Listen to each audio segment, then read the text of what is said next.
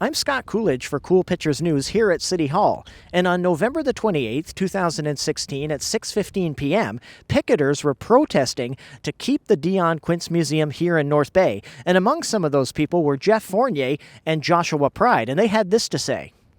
Keep the home! Keep the home! Keep the home! It's about underfunding for heritage in the city. We don't have a heritage department. We don't have anybody that's looking after our heritage really in North Bay. I've gone out to some of the smaller communities. Nipissing Township, for example, who has 1,629 people, they fund their museum. And this is for a curator and students and maintenance. There's a line on their budget that says $35,000. That's for the township of Nipissing. In Sturgeon Falls, they have a line on their budget that says $125,000. That's actually in the municipal budget. Ours says zero. So what we want council to do finally, stop talking about the money, whether it's 60 or 80 or even 100,000 per year, and start funding heritage. That's what we want, start funding heritage. And I have been fighting for a heritage designation under the Ontario Heritage Act, and it's been suggested that we're going after the Ontario Heritage for funding, which is not true.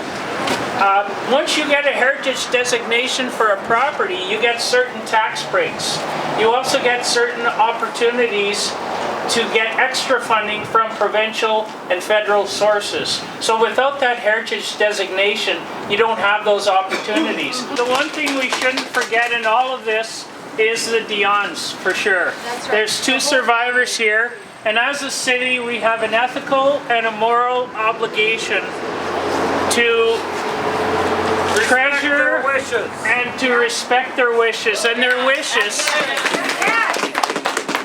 they do not want the home to go to strong, and they do not want the home to be broken up in any way, whether it's physically breaking up the home itself or separating any of the artifacts. Basically what they've been asking is that this home now stays in North Bay, and I think we have to respect their wishes, and we have to respect their memory and ensure that it lives on. We need to honor and remember their sacrifice, to honor and remember their story. We also need to remember the dark side of the story. We need both sides of this story to be remembered so that we don't make the same mistakes in the future.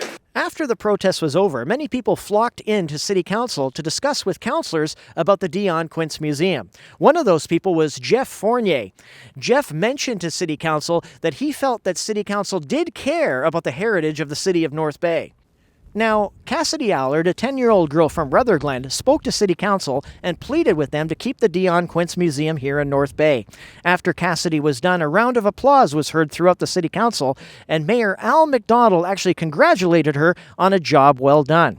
Mayor Al McDonald said that they won't speak again on this matter until December the 12th, 2016, and that they wouldn't make a decision at this time.